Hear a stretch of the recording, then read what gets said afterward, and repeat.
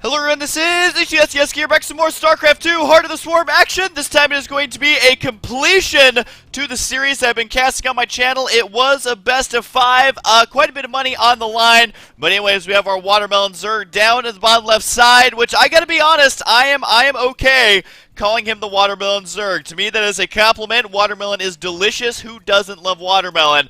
And that means who doesn't love this player, because he is named after it. And up in the top right side, it is going to be Empire Beasty, who has shown us that if he is playing in the zone, playing in his best, and is really within his element, the fifth element, I suppose, he is pretty freaking good, man. And he has also shown, though, that he can definitely lose games versus the Watermelon Zerg. So he has got to watch out this game. He has to absolutely play as good as he did in the 2 games where he won, because the games where he lost were almost painful to see. Some pretty big mistakes being made there by Beasty. Excuse me, wait, hang on, guys. Yep, our neighbors are vacuuming again. Every time. They probably hate me so much. But anyways, of course, it's a TvZ here, which I absolutely love watching in Heart of the Swarm. Now, I was reading on the old Reddits recently, the StarCraft subreddit, and they are thinking of changing the Widow Mine to be better versus Protoss. Now, I know that doesn't affect this matchup they're watching right now, but the reason I want to mention that is because, number one, Heart of the Swarm is so close to coming out, and that means that you need to know as much as you can about the game, but also, the Widowmine, already a very effective unit versus Zerg, not so much versus Protoss, because it does, Protoss units have so much HP that the amount of the damage that the Widowmine does very rarely will kill off an entire army. So keep an eye out for that, as we're going to be seeing Widow Mines, I think, used a lot more in TvP, because Blizzard really wants to make mech work versus Protoss. So we'll see if they manage to stick to their guns, or if they decide to back out on that. Now, we do have a barracks going to be going down right now for Empire Beasty, and his command center as well has begun, and once again going to be going for a nice little wall in here that you can easily defend by placing units up here, which is an interesting way to do it, because, it's going to be scouted by a drone. If it does decide to go ahead and scout out, it's going to see this right away. There's really no way to easily hide it unless you go for the barracks and then supply depot and then command center, because then you can finish this wall in and then hide the command center somewhere back here. However, we have seen a lot of Terran players go expansion first builds these days, and I gotta say, just as a lowly diamond player, I actually prefer the way that Beasty is doing this, because if you build this command center on the low ground, number one, you're going to really struggle versus things like Zergling spawning pool rushes. You're going to lose. Sometimes you can lose that SCV if a drone is microed correctly, and there's just a lot of things that can kind of throw a wrench into your fan and kind of throw it off. So I think it's worth the travel time from here to make sure that you don't lose to a rush. That is just my own personal preference. However, those are the decisions you have to make as a pro gamer, where, is the risk worth the slight advantage you're going to get from doing that? Because at the highest level of play, yes, sometimes it actually does make a big difference. Now, the Overlord over here, got to go ahead and put himself right there. This is actually the best place to be as an Overlord on this map. There's so many good places you can be. You can keep an Overlord kind of here and an Overlord right here, and really keep tabs on exactly what your opponent is doing. Great scout ability on this map if you are a Zerg player. We do have 2 Lings kind of moving out right now, but what did the old Watermelon Zerg decide to go here as far as build order? So far, it looks like he's going to be going for lots of drones. We do see 1 drone rallied down there. Oh, decides to go ahead and rally it on back. Now, I'm kind of curious, is he going to be going for a 3rd base here, or is he going to be going for more drones on gas? Because right now, he's only got the 1 drone on gas. Kind of a lonely number for that poor drone over there. He doesn't have any gas buddies. He's the stinky one, but that's fine.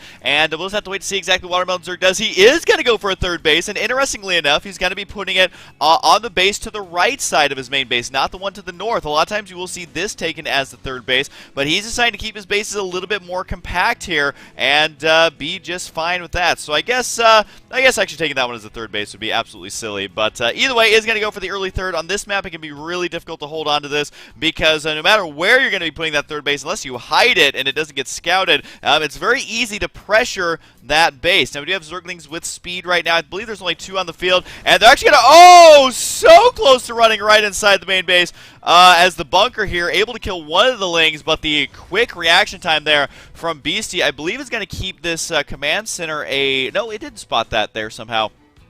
So I guess the Zerglings did see that, and actually that is a huge tell here because he was able to see the tech lab, able to see the reactor, and there's actually nothing else to be seen. Now, our Zerg player doesn't necessarily know that, But Watermelon Zerg at least knows that, hey, there is going to be a third base here, so my own third base, the timing of this is going to be spot on. I just need to make sure to either pressure pretty soon or go for a fourth base, because if a Terran player is on 3 bases safely, that is bad news bears for the Zerg. However, you know, Beasty, just because he's getting this command center doesn't mean he can actually expand just yet. He most likely will just upgrade to an orbital, sit here and make SCVs, drop the extra mules, and continue from there. You can see him already dropping mules right there, and we'll be able to continue making SCVs 3 at a time if he decides to do that. Right now, just going for 2. We do have lots of drones on the way for the Watermelon Zerg. Also going to be going for a Baneling Nest and a Spire. Kind of a little bit of an older school build here. Going to be going for Baneling Mutalisk, it looks like, although sometimes you can keep that tech for later. Maybe use it to transition into Broodlords at a surprising timing. But the Spire, where actually is that Spire? It is at the natural here, so it's going to be a little bit more difficult for him to spot with the scan, because a lot of times the scans will be inside the main base, which means the Zerg players do tend to just try and hide them around as much as they possibly can. And now we do have quite a few drones here for the Watermelon Zerg. He's up at 58, but he's going to be going up against 42 SCVs. Those 3 command centers really able to pump him out at an alarming rate. Widow Mines are now out, and I gotta say, Beasty's use of the Widow Mine in this matchup has been top-notch. I think that the playstyle, apparently there's a battle taking place down there, and it looks like that poor Marine will get taken out. But I gotta say, the way he's using the Widow Mines is how I think we're going to be seeing Widow Mines used in the future. The Zerglings right here going to try and take out some of the Widow Mines. Might be able to get one. Not quite yet. Had to get out of there, because once they are burrowed, they are very, very deadly. Looks like the rest of the Widow Mines will go ahead and burrow behind the wall in here. The Overseer going to try and check out exactly what's going to be going on. And might be able to just float it through the main base. I guess one of these Overlords got taken out here, but the Overseer here doing everything he can to see what's going on, how much of the base has been scouted. Not a whole lot here for Watermelon Zerg. He doesn't know about this starport at all, I believe. And what exactly is this starport going to be for? As right now we do have the Mutalisks on the way, so I hope it's going to be for Vikings. If it is for Medivacs, they're going to be very vulnerable to those Mutalisks. However, they do have the afterburners there to be able to escape those Mutalisks quite easily. So I'm actually kind of curious to see exactly how this pans out for the Watermelon Zerg. He is supply blocked here a little bit. Does have 2 more Overlords on the way, but considering he has his 4th base on the way, he doesn't need to be dumping all that money immediately, although definitely wants to get rid of it as quickly as possible. We do have centrifugal hooks on the way. I used to say it completely wrong there, man. Centrifugal. Is that what I used to say? Centrifugal. But either way, we do have the Zergling and the Mutalisk now going to be moving out here. And can he actually do anything with this? It's going to be tough. Does manage to call off a Widow Mine. But Widow Mines are pretty good. But guess what? Overseer here to spot this. The SCV is going to be very vulnerable here. They do manage to escape mostly unscathed. But these Mutalisks have got to be so careful how they engage here, as the Watermelon Zerg needs to make sure to not lose those mutants. Sacrificing a couple Zerglings is actually okay as long as he's doing a little bit of damage here, because that's going to allow him to establish his 4th base. Could even go for a relatively easy 5th base. The timing here would be pretty good, as he did force the SCVs off the line. Not only do you lose resources for the repair itself, but you also got to remember about a mineral a second per each SCV that is not mining. So either way, it's going to be a lot of money lost. And it's not necessarily that, you know, the delayed mining is losing money. It just means that your army is growing that much slower and that much more slowly. Is that the correct way to say that? English is hard. We do have the mule right here, kind of chilling out here, doing the mule dance. There he goes. He does get back to work right there. But Baneling's on the way, Mutalisk already here, and is working on the 2-2 upgrades here. That does benefit the Banelings, but more importantly benefits those Zerglings. So if you can get out the correct amount of units here, this army is going to really struggle. They got to remember, Marine Marauder used to not be very good versus this, but mixed in with Widow Mines, the tides have turned. We'll see if he can actually pull this out. The Banelings don't need to make sure not to hit on the Marauders, and they don't. The Widow Mine there needs to be very careful. It does get taken out right away. Oh, the SCVs! So many SCVs going to go down, and the Banelings do get some decent hits off, but this is not enough to knock out Beasty just yet. Our Zerg player actually having lost more in that battle. Did manage to kill 19 SCVs though, and considering he's got 74 drones versus 46 SCVs, that's actually going to be a really good spot for him here. And again, could expand on the back of this if he decides to, and I'm not sure if he's going to end up doing that or not, but the Lings are now spawning, and he looks like he's going to be more and more aggressive here. Just one drone kind of randomly mixed in there. 2-2 is on the way still, as he hasn't lost any of his tech or anything like that, and he is going to be going though up against a very similar 2-2 timing. And let's see here, he's at 94, and this one is at 90. They look almost identical here, so the chance of there being an upgrade advantage for either of these players is very slim. Oh, the Widow Mine's gonna kill Mutos. Goodbye, Mutalisks. definitely have to have the Detection in position to be able to deal with this, and we'll see if he can actually push this army all the way back, which it looks like he will, and those SCVs could get taken out by the Zerglings, although there's not enough Zerglings up here. Looks like they will slowly take them out, but, oh, there's a bunker up there, actually cleaning that out, so nice defensive positioning there, and this game is on fastest, right? I feel like it's just lagging a little bit as gameplay, and, oh god, I don't even remember where it's at, but I believe it is on the fastest here. Expansion. Oh, by the way, you can change the background, just so you guys know. You can change it to planets or Kerrigan, but really, who would want to change it to planets when you can have awesome Kerrigan?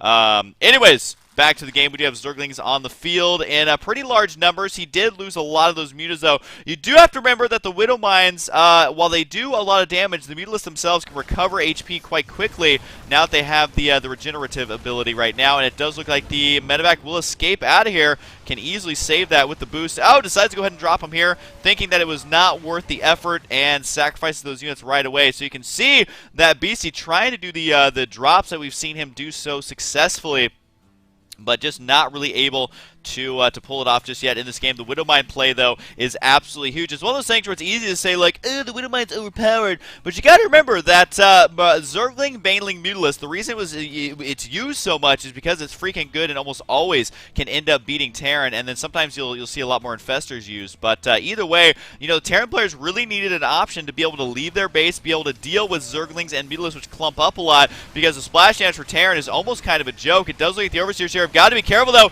They do overextend themselves just a little bit. The Banelings trying to roll on and gotta go straight for the SCVs. Once again, that is a lot of dead SCVs, but also a lot of Banelings used in that commitment there, and it does look like our Zerg player still ending up losing more overall. But of course, he is up at 4 bases as some of the Banelings do get taken out there. More Banelings trying to roll in. Can they actually hit any of the Marines, though? Looks like very few, as the 2-2 is done for both players. Neither player, though, going for 3-3 just yet, as we have seen non-stop action so far this game. The Zerglings will eventually be cleaned up, but not before destroying several Marines there. But our Zerg player is definitely behind now. He's got to be careful of his Mutas. He's going to end up losing every single one. Oh, wait, maybe one will survive. The Overseer, though, not so lucky. As our Zerg player, he's got a lot of minerals in the bank, which means he needs to make sure to keep nailing those inject larvas, as he is going to be making lots of Zerglings. But at the same time, needs to begin building gas right now at his 4th base, as well as going for a 5th base. I think that's going to be his main course of action here moving forward. We do have the Drilling Claws on the way, also known as the Needle Nose Pliers upgrade. So that does make the Widow Mines burrow much more quickly,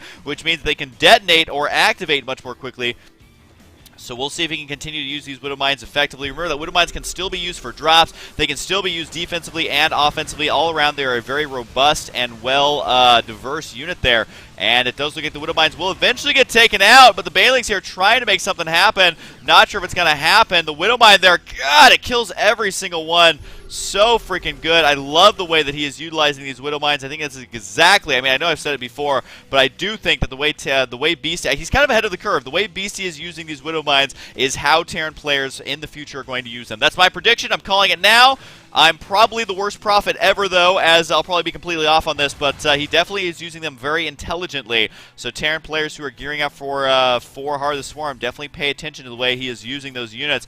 Now, he's also going to be repairing these medevacs here, something you don't see nearly often enough, I feel like. So a great play there, but guess what? A lot of Zerglings out now for our Watermelon Zerg. There's going to be the 5th base down on the bottom right side, and you got to remember that the supplies are actually 169 to 119, so Beasty, whoa, cancels all those Banelings. Haven't seen that that many Banelings canceled before, but he's going to go ahead and go for it. Can he make something happen here? You got to watch out for the Widow Mines. You got to try and split the Zerglings as best he possibly can. The Overseers here decide to absorb a lot of the hits, but guess what? You can't spot those Widow Mines anymore, which there could be some planted down at any moment. The Banelings here waiting for more SCVs, but they were never meant to be. And I gotta say, this is a very interesting game because our Zerg player is sacrificing so much, but in that sacrifice, he's able to get more of his own expansions down here. Looks like a Marine versus a Queen happening down here. Keep in mind that Queens do not benefit from those attack upgrades, or he just doesn't have those attack upgrades, so obviously not going to be benefiting from that.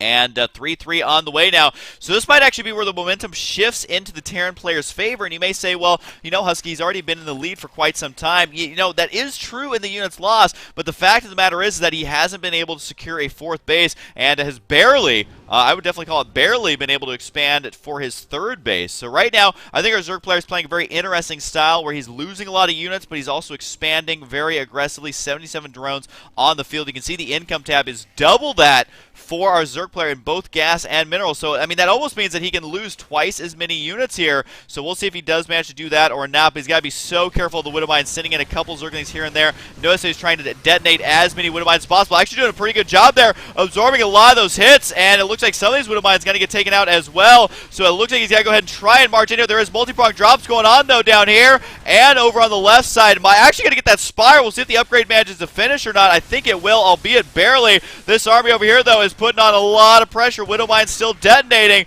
as the Overseers are not in position, but 3-prong drops by Beasty might actually be enough. I thought he fell behind here a little bit, but now he's even the score. Look at this, drops taking place everywhere. It looks like just a couple of units inside the main base. Not only is Beasty held off the attack, he's also pressed an advantage now from these drops. Got to be able to kill off another hatchery here, albeit barely. It does go down, and the Marines actually able to escaping there. The base in the bottom right side has been taken out, and this is one of those situations where you just leave your base for a couple of seconds. The pro level of Empire BC able just to destroy 3+ hatcheries here. The Marines got to try and kill off this one. It's not going to happen, but all of a sudden, taking a look at the income tab, it has plummeted here. If you were to look at the income graph of this replay, this is where it would plummet. The amount of workers killed now. Look at this. The harvesters are almost identical. So those drops doing ridiculous damage.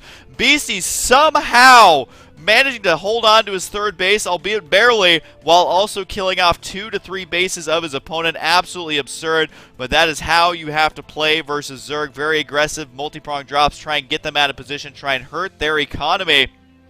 And at this point, I mean, what does our Zerg player do? Does he expand? Does he make more drones? Does he try to end the game? I mean, it's very tough here. I think what he should do, though, is try and deny this fourth base, but I don't think he realizes there is a fourth base on the way. He might actually think that he's a little bit further ahead than he actually is. Now, you got to remember that a nice Zergling surround on this entire army could be enough to end the game immediately. So, BC isn't out of the woods just yet, but he has managed to secure this fourth base. However, if our Zerg player finds this, he could put a quick end to that, but I think he assumes that it is not going to be happening here. This is why he has to be active with the Zerglings, which is actually what he's doing here with one Zergling. He's scouting out all of these bases, but unfortunately the one base he hasn't scouted yet is the one that is being taken. We do have 2 drones over here just kind of chilling out where there used to be a base. And at this point, this is still anybody's game, but BC's income is now going toe-to-toe, actually a little bit ahead here, and he does get the hatchery as well. Uh-oh, that is no good. Overall units here, 52 drones to 41 SCVs. I think at this point it might actually be impossible for a Zerg player to catch up. He was pretty far ahead there for a little bit, or at least in a winnable position. But at this point in the game, he hasn't been able to figure out how to deal with these medevacs. And it does look like the Zerglings here will be able to clean this up, and that is a nice victory for him. Does he lose the Queen? 8 HP remains. Just barely out of range there to finish off that Queen. So we got quite the party going on over here. But at this point, I think it's got to be too much. Really, this is all our Zerg player has. He's going to have to throw it all at once into this army, try and get a flank, try and get a surround. But I don't think it's going to happen. There's a flank right there trying to split up these units. There could be a potential counterattack up here, though. No oil, though. Yes, there is Widow Mines in position. So this counterattack is going to get locked down immediately. Yep, not a chance. I guess a couple of them did survive, albeit barely. But guess what? A bunker here is ready to defend. And with the Marauders mixed in to absorb some of the Baneling hits, that is going to be it for Beastie. I mean, he's going to basically finish out this series as the victor. 3-2 victory. Got to be going to Beastie. It looks like the Mule is going to get some free hits here on the Marauders, but with medevacs able to heal them up, it is not going to be enough. Now here comes the Banelings got to be rolling in. Zerglings very low in number, which is not a good situation to be in. The Widow Mines got to be detonating. Oh, so many Banelings die to these Widow Mines. It is absurd. The way that Beastie uses Widow Mines is top-notch, making Marine Marauder look more terrifying than it has ever been in this matchup. So I gotta say, Beastie definitely deserves this win, using Widow Mines absolutely beautifully, doing multi-prong drops beautifully. Really, everything he did was beautiful, except for those 2 games where he got completely crushed. Those weren't so beautiful. But either way, in the long-winded, long-term games, his multitasking, his drops, his splits, his micro, it is all the right moves. And he has got to march forward to a victory here. It does look like just baiting them into the Widow Mines. This is so frustrating for Zerg here. Absolutely nothing he can do. That's going to be it. Those Banelings are all he has left here. The supply is 71-70. There's the GG as Beastie able to seal out this series 3-2.